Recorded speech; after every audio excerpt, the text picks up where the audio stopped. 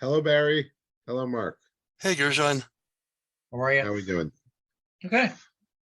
Good. Yep, I'm here. Hey, Alan, thank you for joining us as a speaker. Hey, Shelby.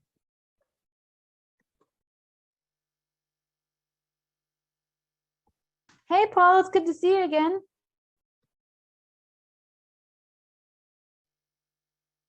Oh, you're on mute. How are you? Doing good. How are you? Pretty good, pretty good. Getting by, getting by. Ah, Well, Paul, you got your background again. yeah, what can I tell you? That was I love that one. It's good. I like it. Why not? I'm better looking at the door. More fun. How you been, Gershon? Good. Thank God. Doing well. Doing well. I just had a call with someone who told me that email marketing is a terrible idea. It's never going to be successful. Spend all your money. Email marketing. You should spend all your money on LinkedIn marketing. Okay.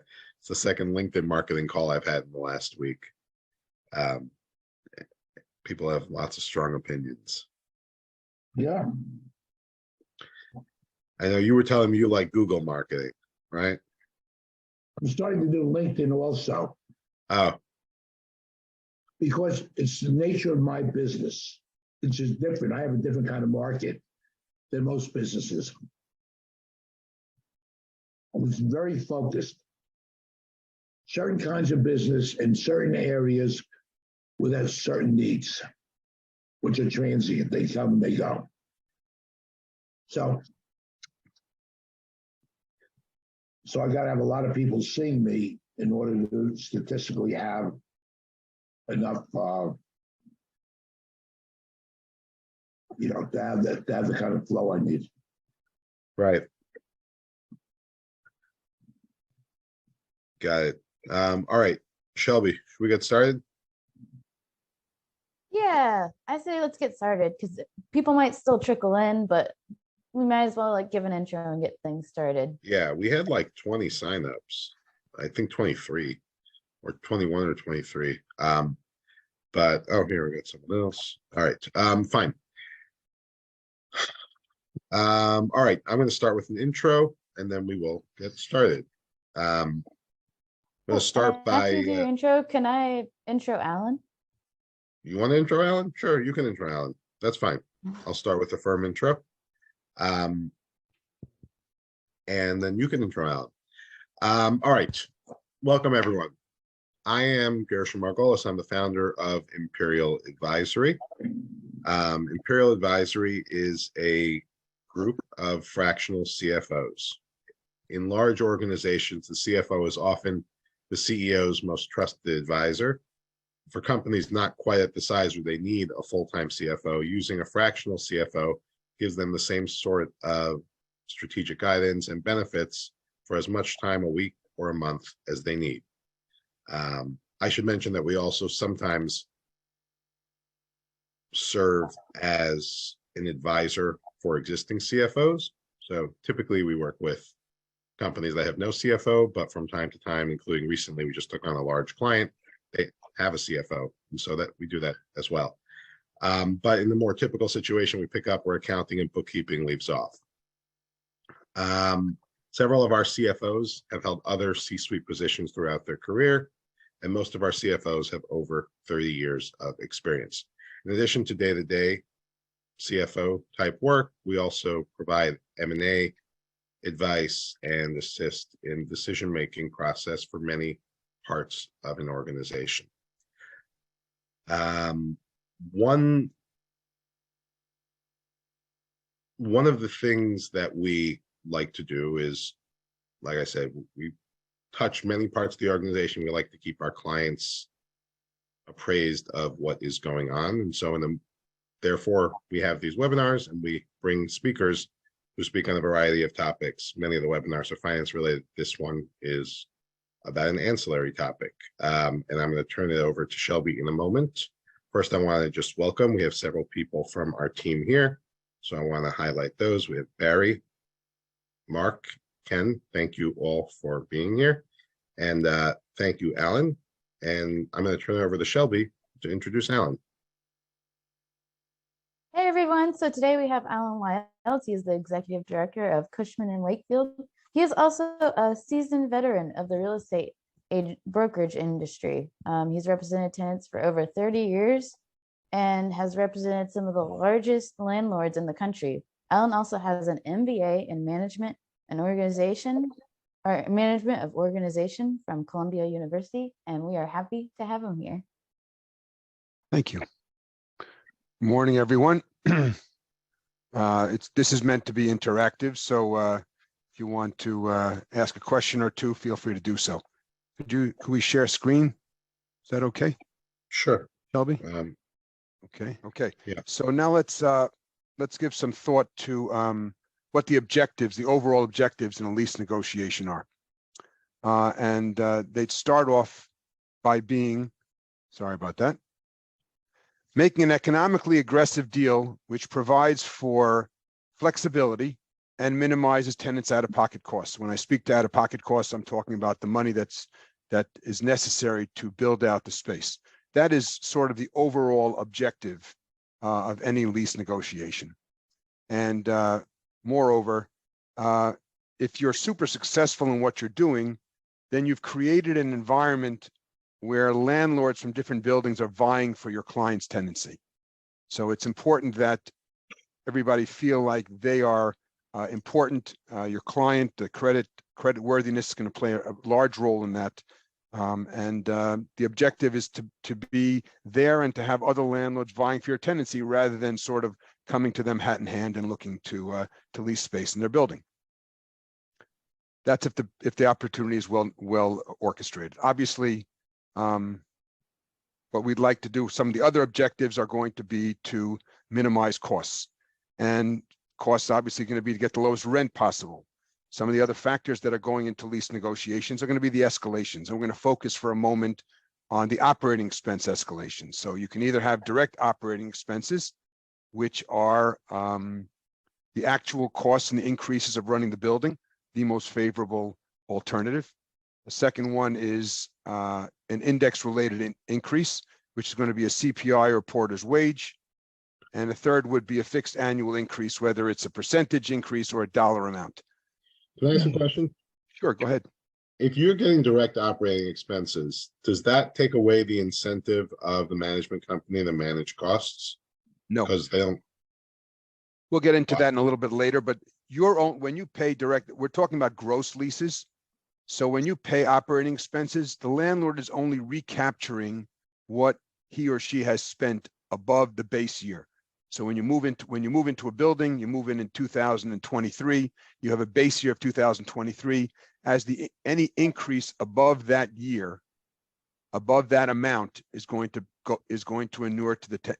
be paid back to the landlord. Landlord always want to keep their buildings running as efficiently as possible. Otherwise, if you get a name for being a poor operator, people will stop coming to your buildings. Got it. Thank you. No, not at all. The two second escalations there, the index related, where there's a CPI or a fixed increase, those increases far outstrip the actual costs of operating a building.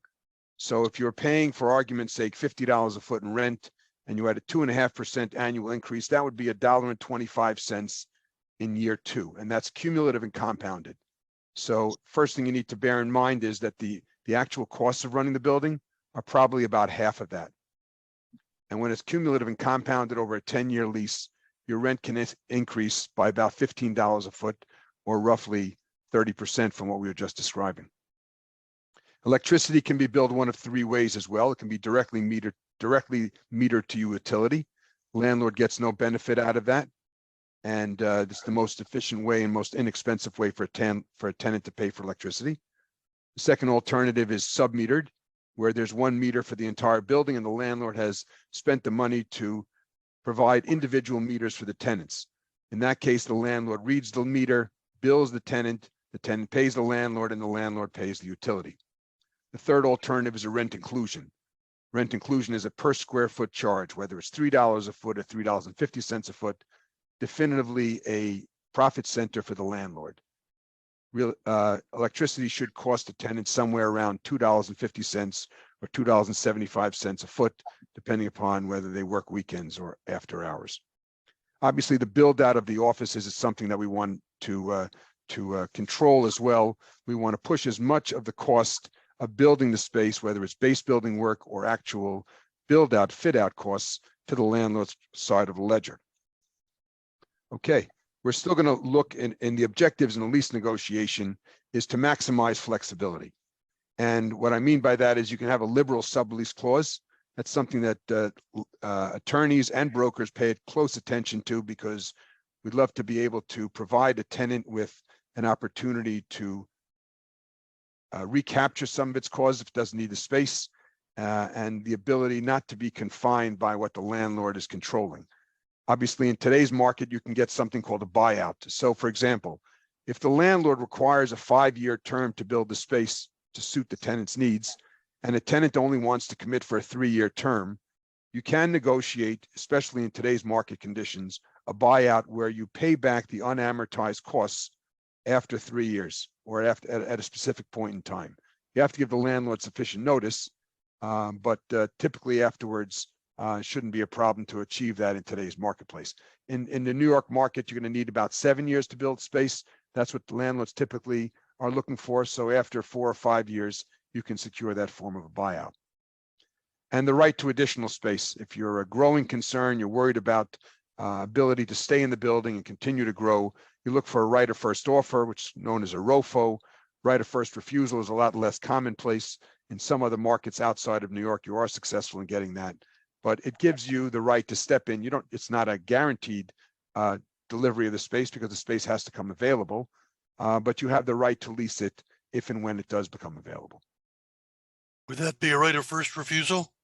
Right of first refusal actually is pretty burdensome on the landlord, because the landlord has to go out and secure a tenant first and make a deal with the tenant, and then come to you with those terms, and you as the tenant have the right to agree to those terms and lease the space or pass on the deal. So a right of first offer is something that comes beforehand. The landlord, as soon as the landlord knows that the space is coming available, it's incumbent upon the landlord to advise the tenant of that availability, and then there's a negotiation as to how long the tenant has to respond and how you go about achieving the economics for that transaction.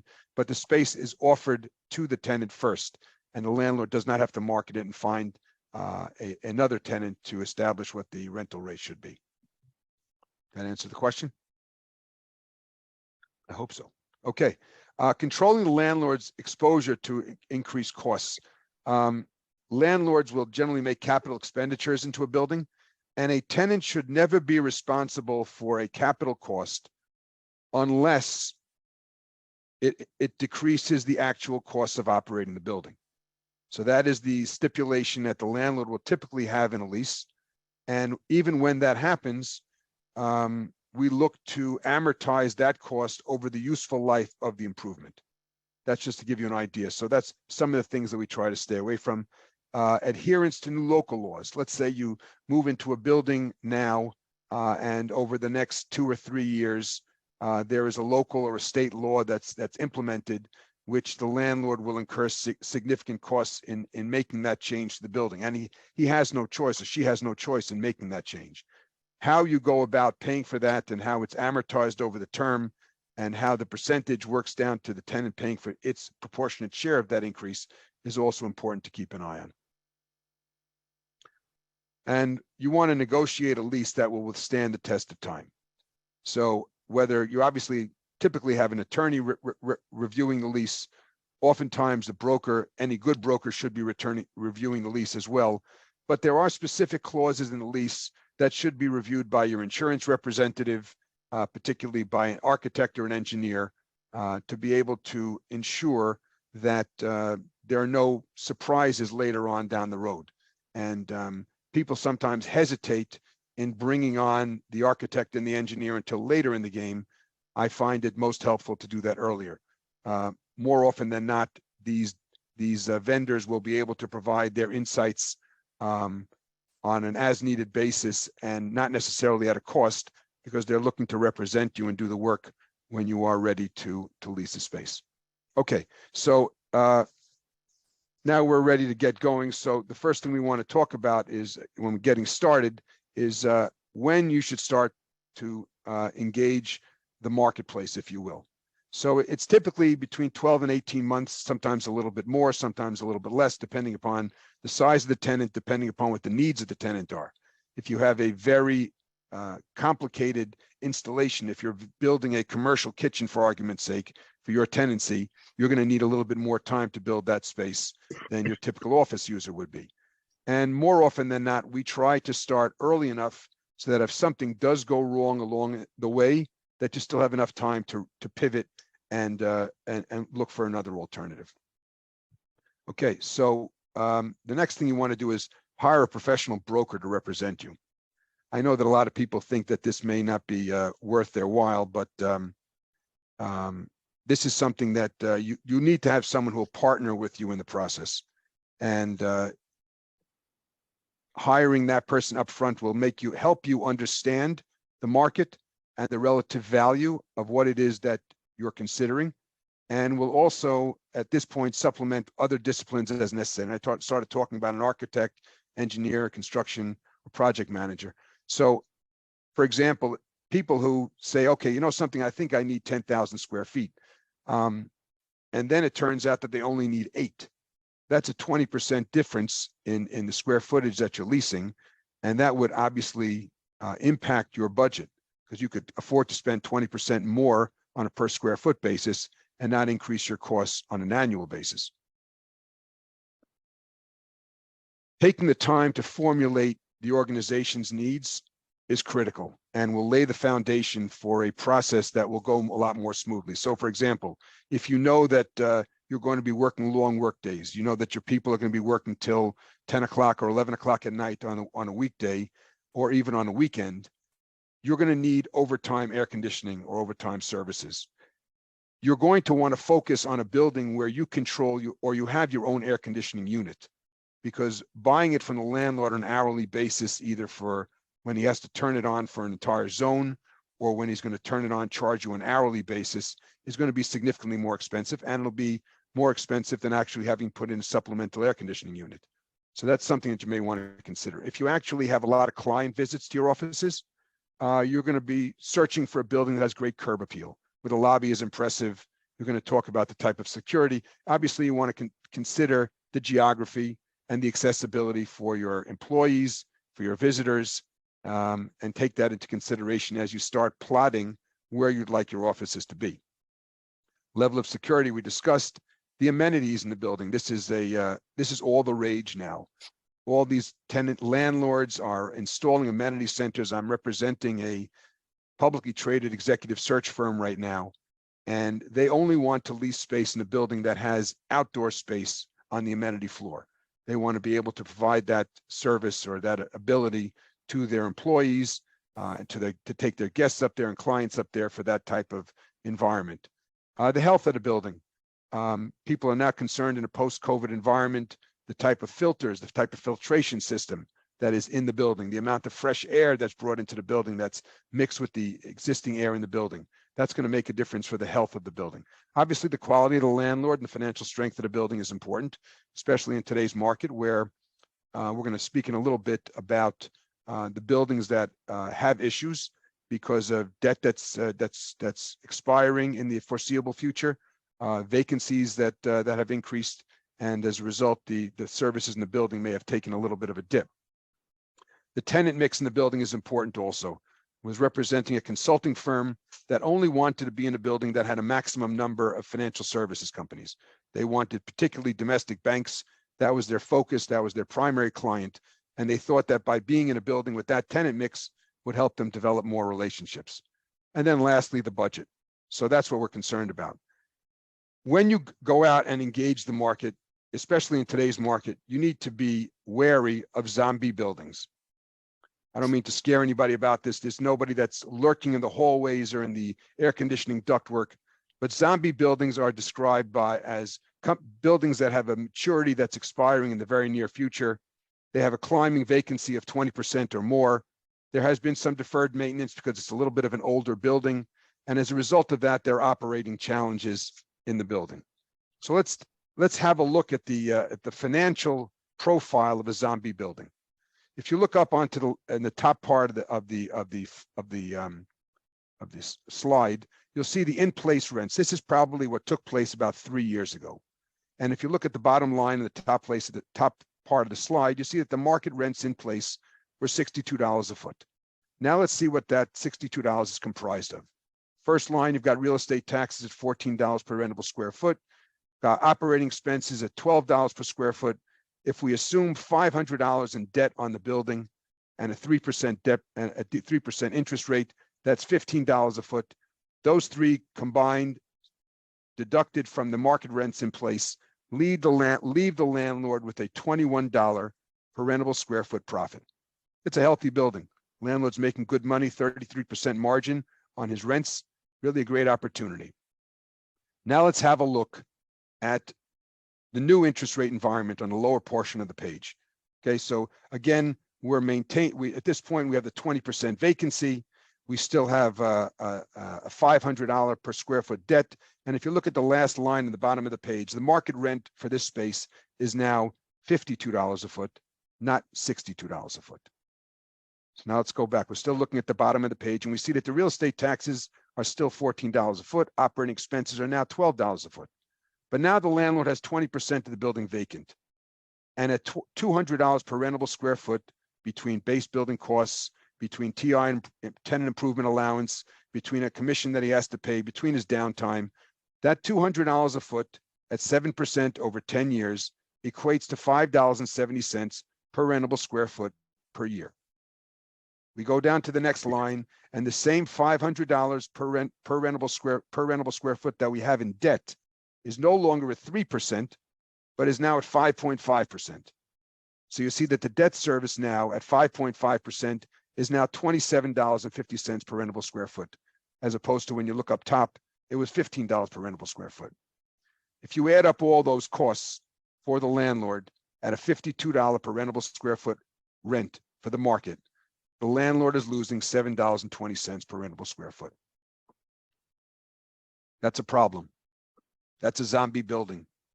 It's a building where a landlord cannot afford to make a deal in today's market because of what his debt service is and what his costs are going forward. He's got the real estate taxes and the operating expenses, which haven't changed, but now he has the amortization. And again, that's $200 per rentable square foot for 20% of the building.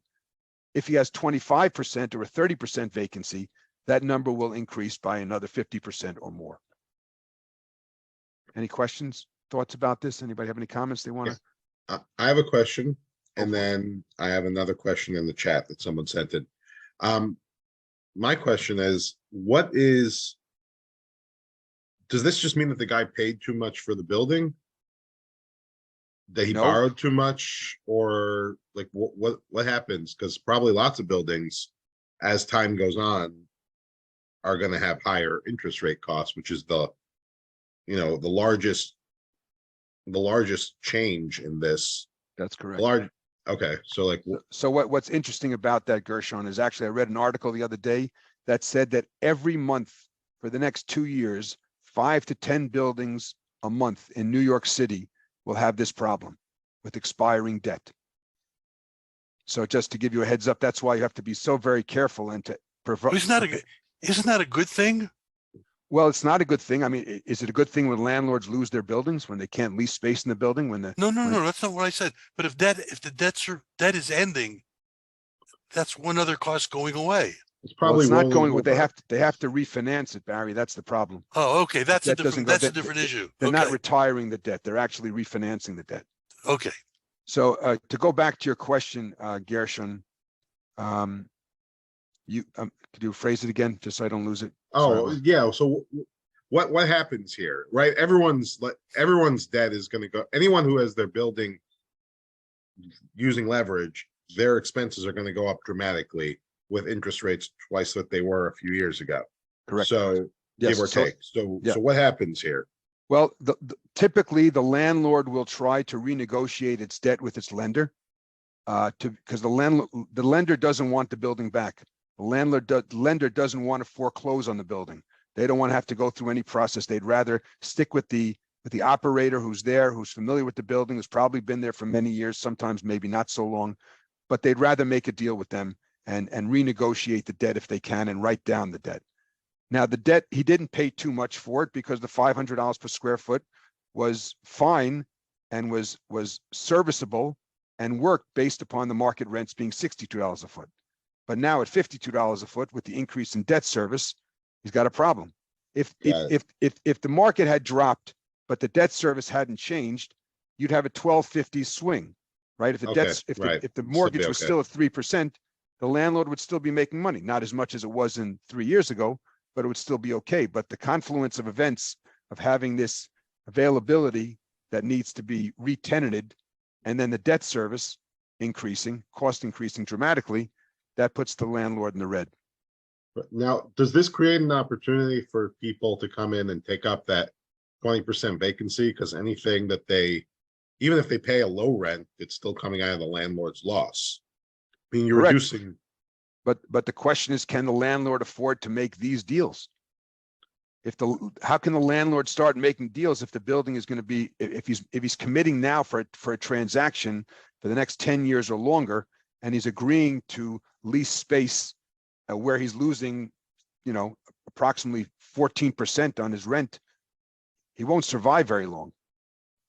And the lender may not let him make the deal because they're in the red, and the lender doesn't see how he's going to be able to pay the debt service. But I'm more concerned about precedent, but besides for precedent, every incremental dollar that you get, if you've got 20% vacancy, every incremental dollar is good for the lender. Except for that, if you lower rates, then everyone else who rolls over is going to want those lower rates, and that may end up correct. So he can't afford to make any more deals at that price. At 20% vacancy, he's got that. He's losing $7 a foot. He can't do that. He certainly can't do it for any extended period of time. There may be one deal he can afford to take a loss on, but he won't be able to make a market out of it. This sort of analysis needs to be done whether you are looking at a new building or whether you're renewing in your building. And renewal negotiations, interestingly enough, you've got the landlord and the tenant. We had a couple of questions. I'm sure. Go ahead. I mean, I've got one in the chat here, and then someone else just put another one.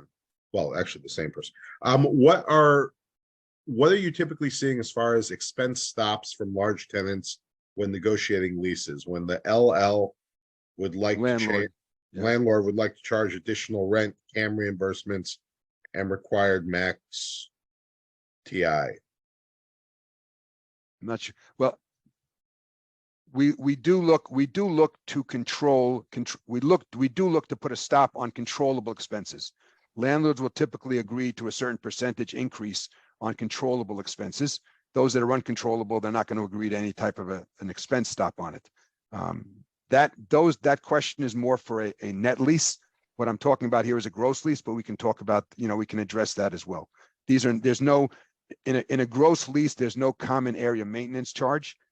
Embedded in the cost of the lease, if you notice in the top of the slide, shows the operating expenses and the real estate taxes, which are typically part of the CAM. The $62 a square foot that was paid 3 years ago includes all of the operating expenses and real estate taxes as a portion of that base. In a gross lease, the tenant is responsible for paying the increases above that base. So the landlord is recapturing the base as part of the gross rent, and then any increase above that, the tenant is responsible for going forward. Thank you. Thank you. Okay, so again, we're talking about lease negotiations. The landlord and the tenant are talking to each other across the abyss. The landlord is the tenant is shouting how working from home is affecting the market, how higher interest rates are affecting their business, and they feel that the rent should be lower. The landlord is touting the value of their building, speaking about the new amenities they put in, and as a result, they discuss how much value there is in their building. So when renewing your lease, the issues to be negotiated are very similar to a relocation. But most importantly, the tenant needs to create leverage. What do I mean by that? when you're renewing your lease, whether it's a straw case scenario or not, let's say you have no interest in leaving your space.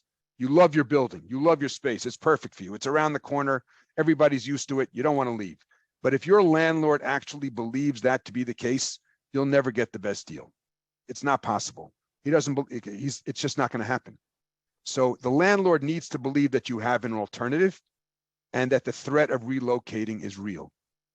In fact, the economics will only be best when you're halfway out the door. Only then will the landlord turn around and say, okay.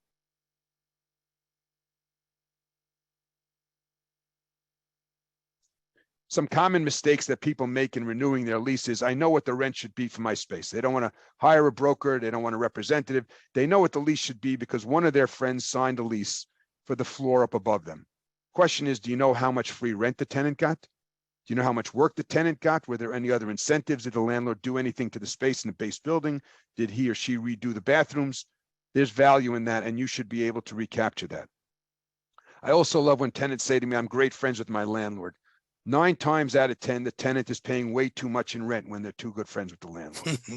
That's because the landlord, when you're great friends with the landlord and you're paying him a lot of rent, he's going to keep coming to visit you. He's going to make sure that everything's okay because you're paying him too much in rent. So it's this is a little bit of a contact sport, and you need to be able to negotiate hard for these issues. Saving, and then there are tenants who believe that saving money for the landlord will get me a lower rent. So if the tenant feels like they've put money into the space or they'll spend money on it, or if they don't hire a broker, they feel that the landlord will give them a better deal. That's not the case. More often than not, the broker of record or the asset manager has some sort of relationship with the owner of the building, so it's paying itself a commission. And landlords typically, when they put together a pro forma for leasing the space, whether it's on a renewal or on a direct deal, will always include a brokerage commission. So you're leaving money on the table, and candidly, a broker that's worth his or her salt will negotiate a better deal for you and will be able to create much more value for you than the actual cost of the commission itself. Okay, now talking about creating leverage, let's see what we can get here. This analysis is comparing the landlord's cost of renewing an existing tenant versus replacing that tenant with a new tenant. Okay, so just understand what we're dealing with here. So if you look at the very bottom at the asterisk at the bottom, it says the starting rent for this deal is $84 a foot, and the concession package is 15 months of free rent and $150 per square foot tenant improvement allowance.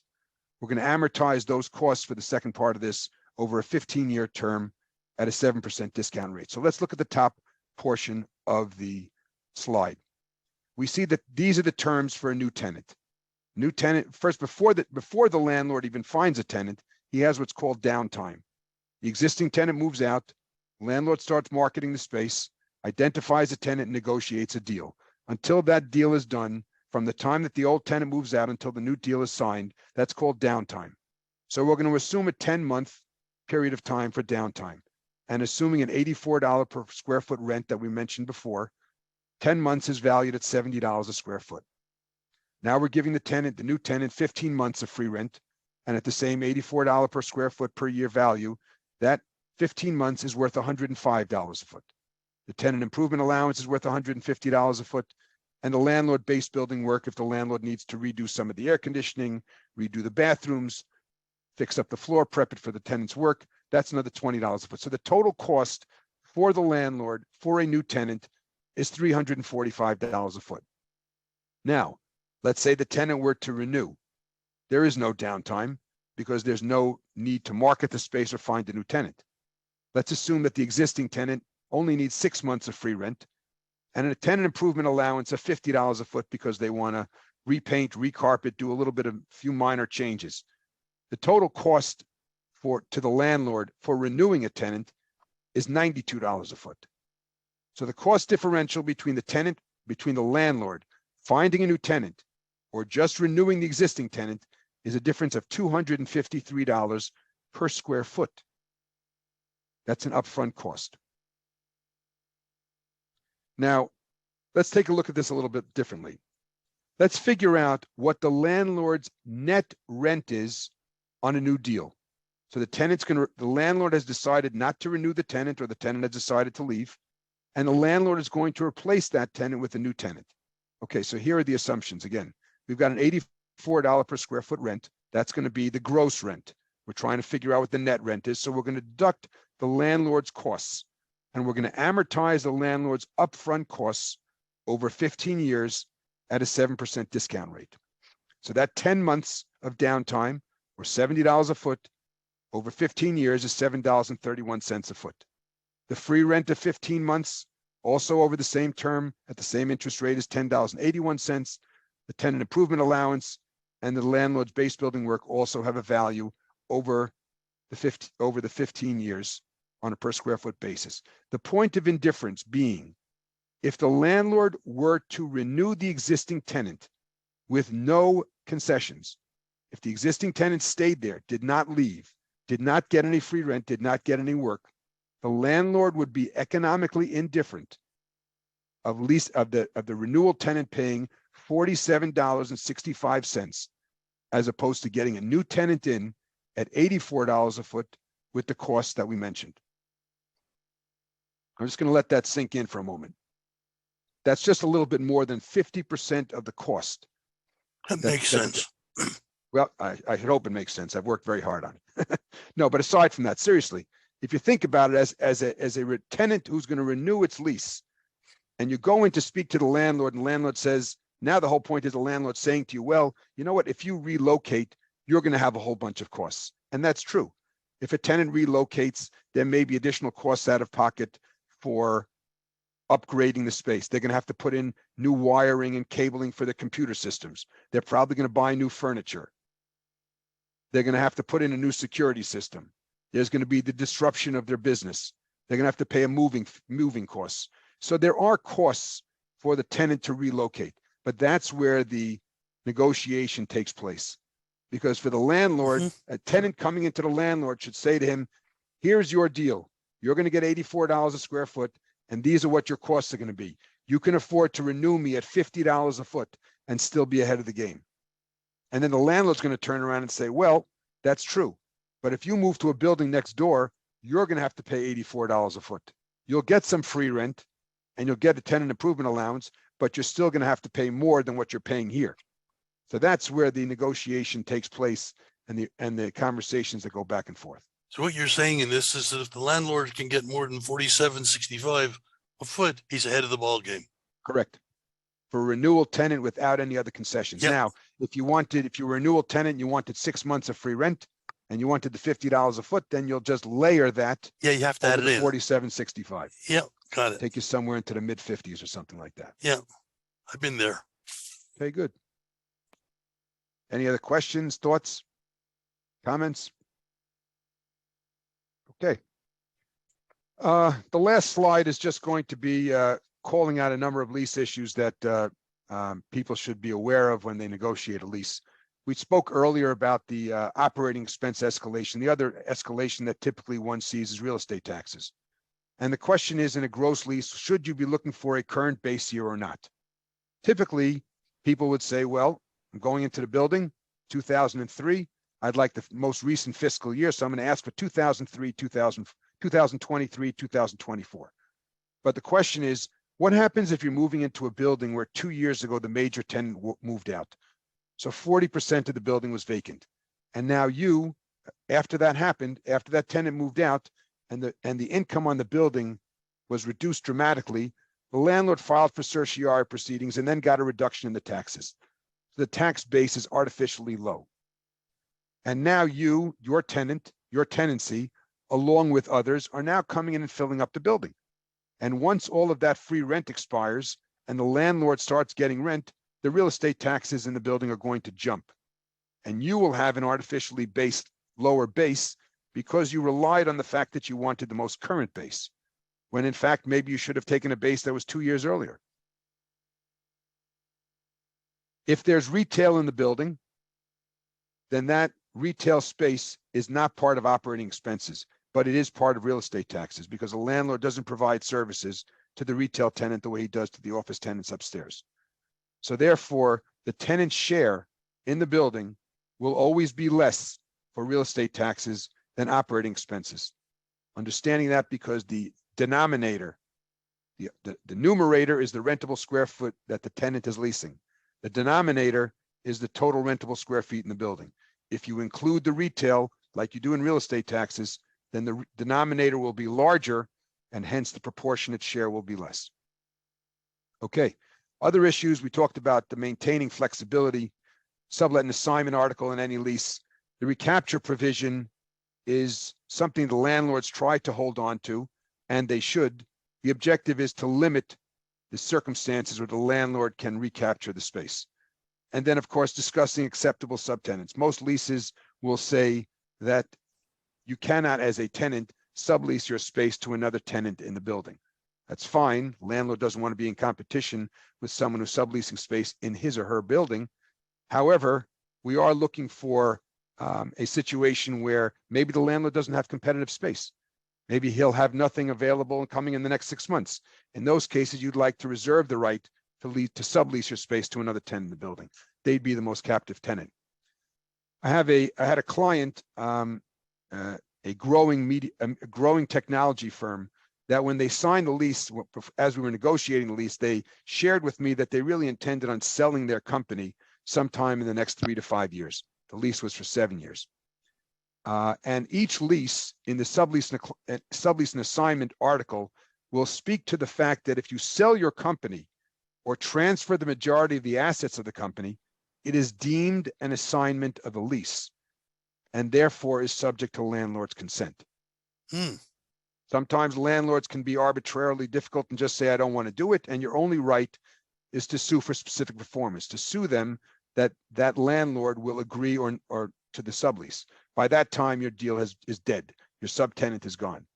So understanding what your tenant's requirements are and what their needs are and the way they run their company will give you a little bit more insight into how you want to negotiate the lease and what you want to think about.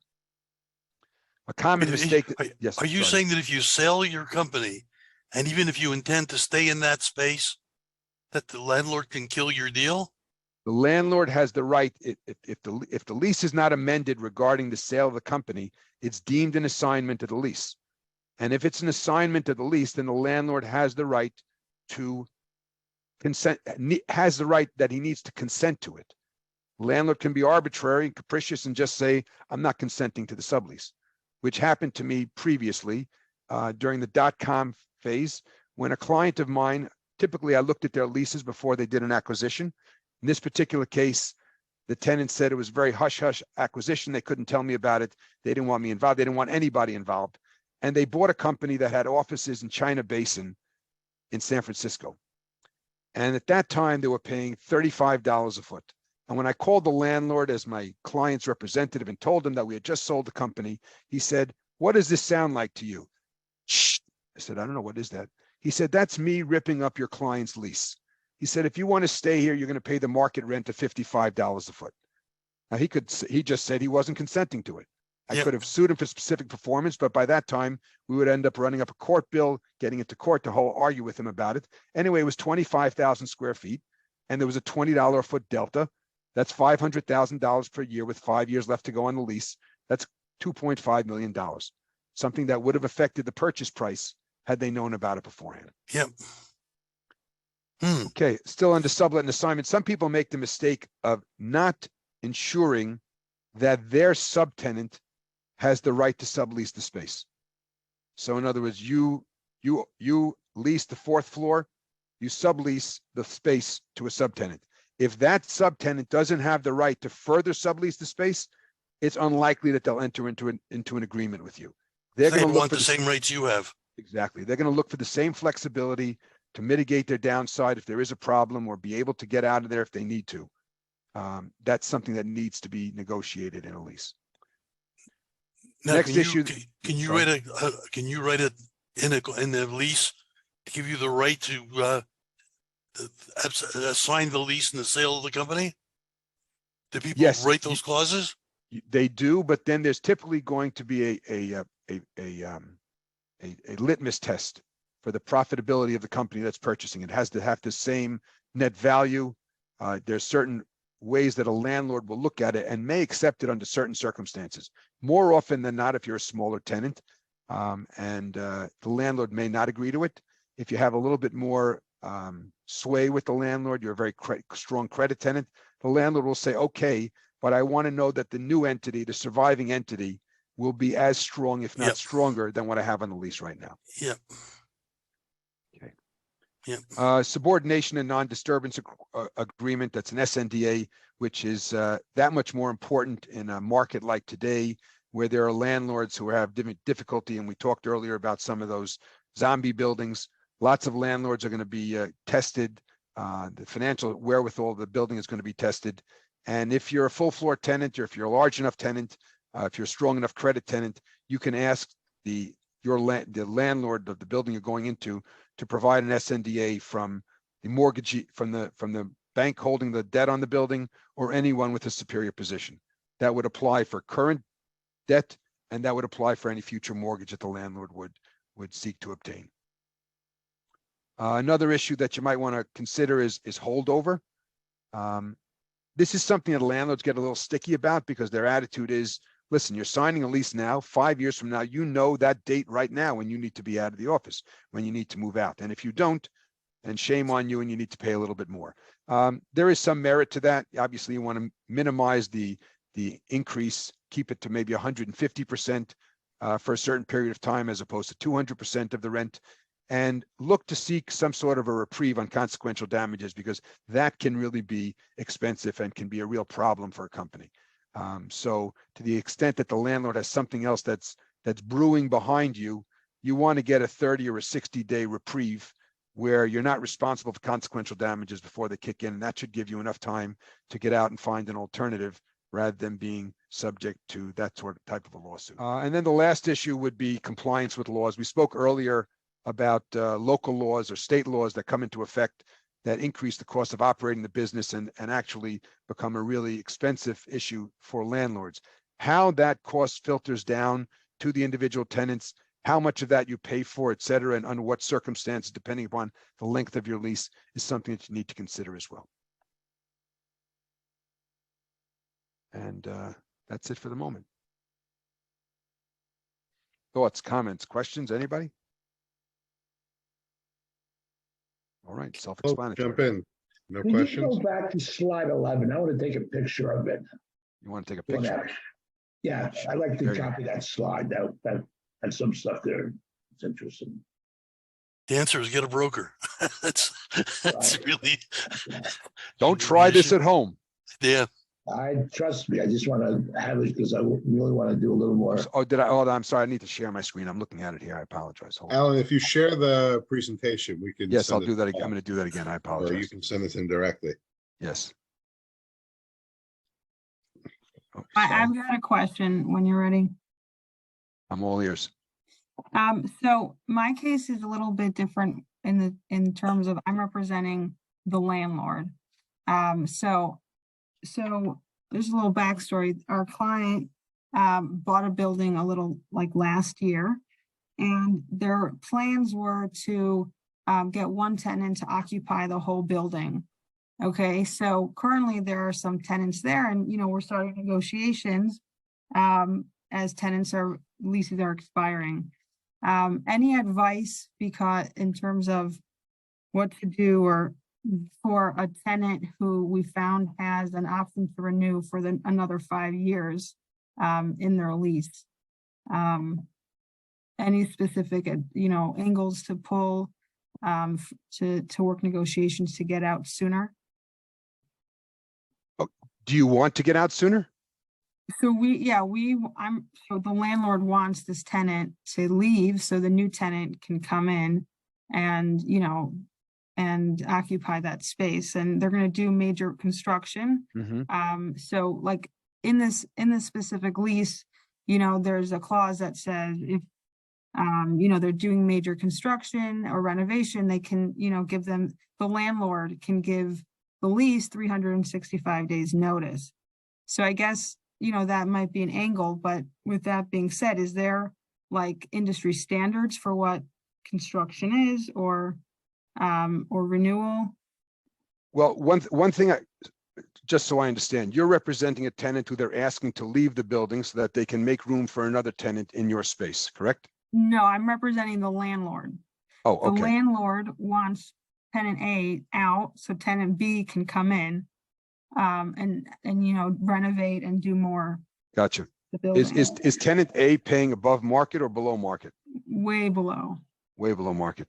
So Yeah. it's going to be very, I mean, if you have the 365-day notice and there's something in the lease that allows you to do that, that is that's about as good as it's going to get, because that tenant, if they leave, is going to increase their costs right away for the year, right? So in other words, there may be something, if it's that important to your client to bring in this new tenant, then I would say that they should, if they don't have another space to lease to them in the building, then you're probably going to have to incentivize them to leave, because when they leave, assuming that they want to maintain an office, they're going to be spending a lot more money in rent than they currently have for the next year. So Right. you need to incentivize them in buyout. one form or another. Well, you could you could give them some cash. Do you have other space in the building you can offer them? Well, we don't want to offer don't want another them- space. You Yeah. don't want them in the building altogether. Yeah. So, I mean, this, you know, they have the right to be there. If you've got a right to get them out in 365 days, I would give them notice right away. And then you could just have some sort of negotiation and see, you know, whether you can get them out any sooner, because you have to, I would give that notice to get the start clock ticking.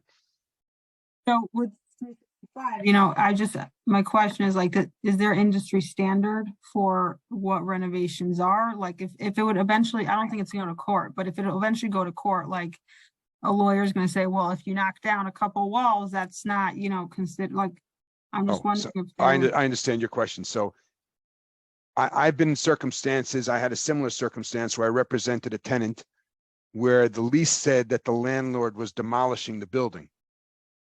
And then the landlord came to the tenant and said, we're not demolishing the building, but we're gutting the interior of it and rebuilding it as another use. But that wasn't demolishing the building, so the landlord lost. So you need to look at the wording in the lease and see what is it that the landlord has to be doing to be Mhm. able to qualify to get this tenant out.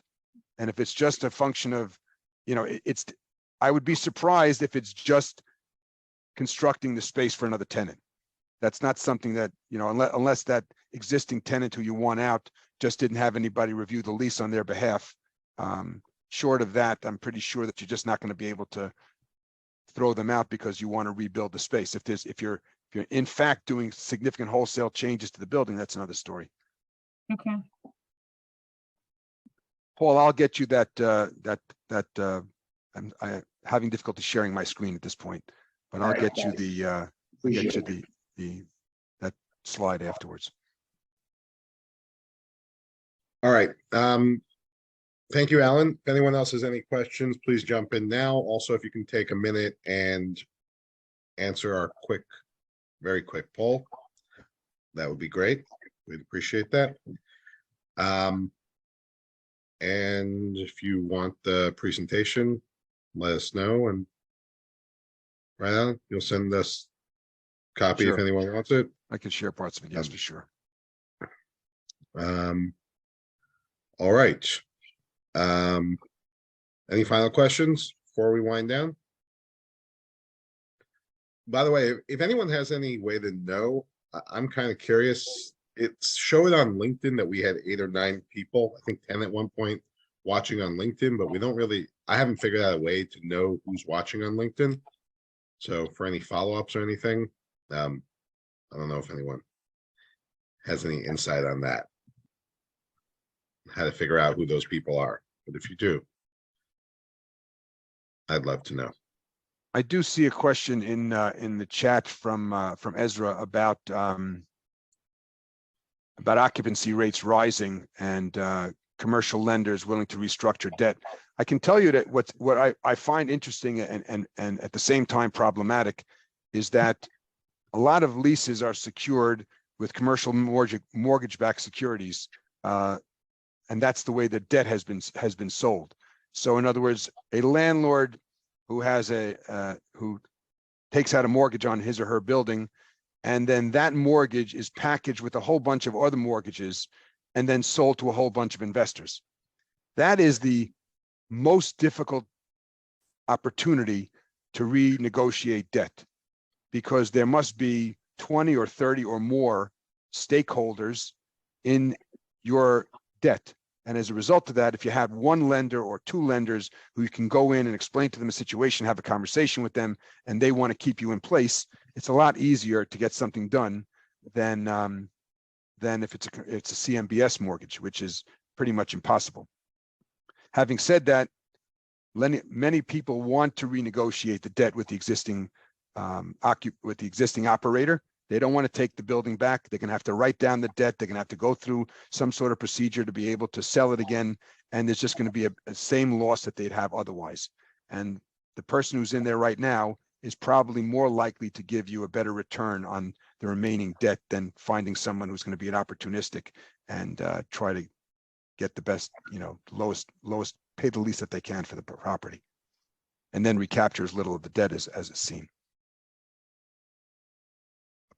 Hope that gives you a little bit of an answer, Ezra. Right. Thank you.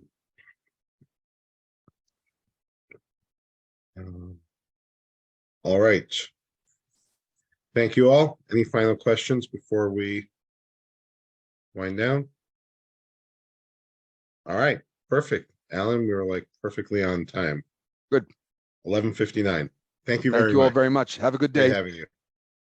Bye-bye. Thank you everyone for joining. Thank you, Alan.